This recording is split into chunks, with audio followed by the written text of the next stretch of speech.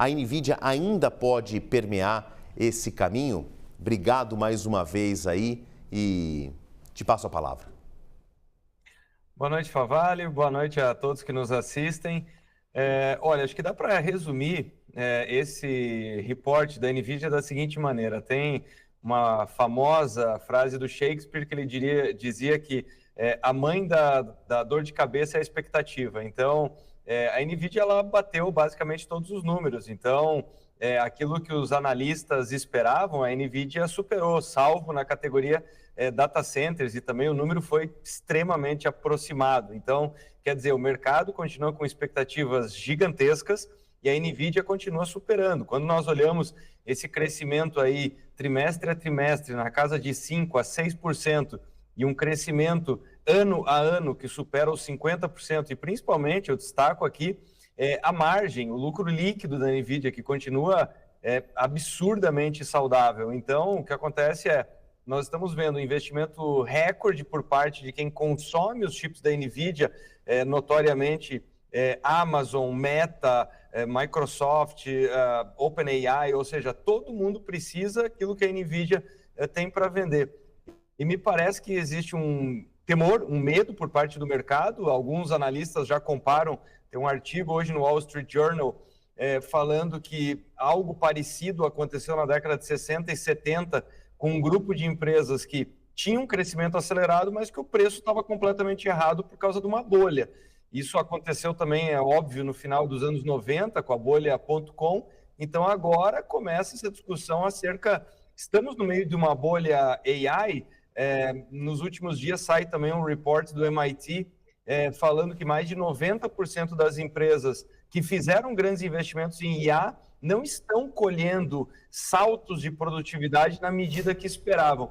Mas só para colocar tudo em contexto, me parece que nós estamos muito no começo dessa corrida. Eu costumo dizer, é como se nós estivéssemos lá em 1999, com a internet já transformando algumas coisas, mas não necessariamente na velocidade que as pessoas esperam. Traduzindo, a NVIDIA tem para onde crescer, ela tem muito para onde crescer, ela tem crescido, ela não está estagnada, ela está trazendo ao mercado uma série de novidades, apresentou nessa semana todo um toolkit, uma nova tecnologia para robôs, para humanoides e para carros. Então, ela está crescendo basicamente em todas as categorias.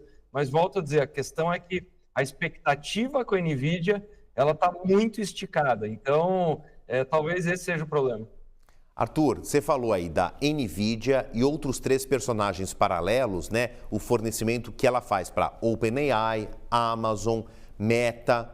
Agora, tem um outro elemento aqui que a gente não pode tirar do contexto, não pode tirar dessa equação, que é a China. E também, né, isso tudo abraçado pela política de Donald Trump, que está tentando romper ali ou evitar que a China tire benefícios de tecnologia americana. Como é que está esse contexto aí entre NVIDIA e China? Está podendo, a empresa vai continuar podendo mandar os seus chips para lá? Quais são as restrições e o quanto isso pode abalar o modelo de negócio deles?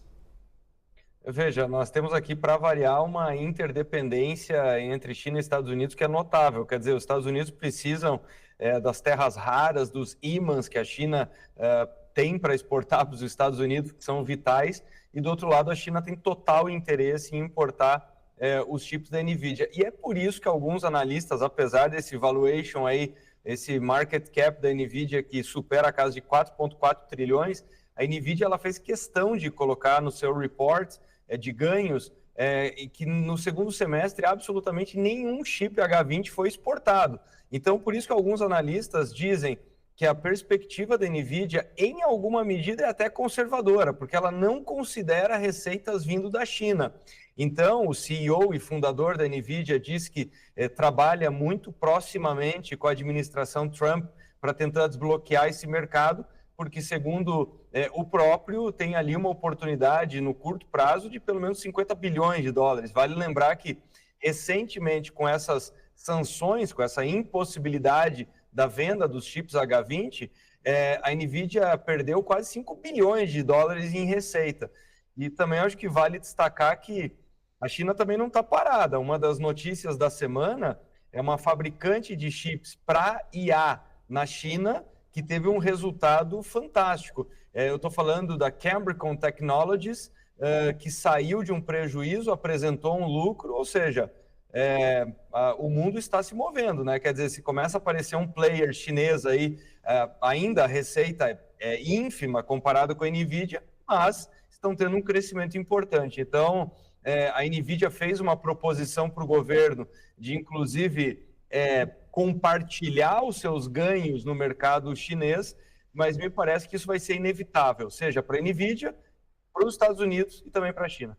Arthur, é uma pena, a gente tem mais um minutinho de conversa, mas eu preciso fazer um paralelo no século XXI para a gente entender essa briga tecnológica no século XXI. Deixa eu voltar no século passado, que as décadas finais, né, do século passado foram pautadas por disputas tecnológicas. E aí eu estou puxando da memória aqui, né? O VHS contra o Beta, a Nintendo contra a Sega, a Apple contra a Microsoft. E agora, é NVIDIA contra quem? Quem está correndo aqui em paralelo para tentar alcançar essa gigante? Olha, muito rapidamente, nesse momento a demanda é tão grande que a NVIDIA, basicamente, ela não tem uma concorrente à altura. Quando você olha o que aconteceu com a Intel, que poderia ser a concorrente, o governo americano essa semana tendo que fazer o investimento que fez. E do outro lado, nós temos empresas que, em proporção, em tamanho, ainda são ínfimas. Nós estamos vendo empresas que estão começando a desenvolver os seus chips, mas elas estão muito atrás da NVIDIA. Então, só tem uma diferença em relação a isso, que quando nós vimos na década de 80 esses padrões fechados, ou seja, empresas tentando dominar, na era da IA nós estamos vendo o contrário. Quer dizer, a NVIDIA ela tem essa dominância do hardware, mas do ponto de vista de modelos, nós estamos vendo modelos, uma abordagem muito agnóstica. Nós temos incontáveis LLMs, mas enfim, é por isso que quem colhe grande parte desses louros, e não por acaso, que a empresa mais valiosa do mundo nesse momento, nos mercados de capital, é justamente a NVIDIA, porque todo mundo precisa o que ela tem para vender. Arthur, conversar com você é sempre a garantia que a gente vai entender essas coisas complicadas de uma maneira muito simples. Obrigado por compartilhar conosco os seus conhecimentos. Espero que a gente se fale de novo muito em breve. Boa noite, bom restinho de semana para você.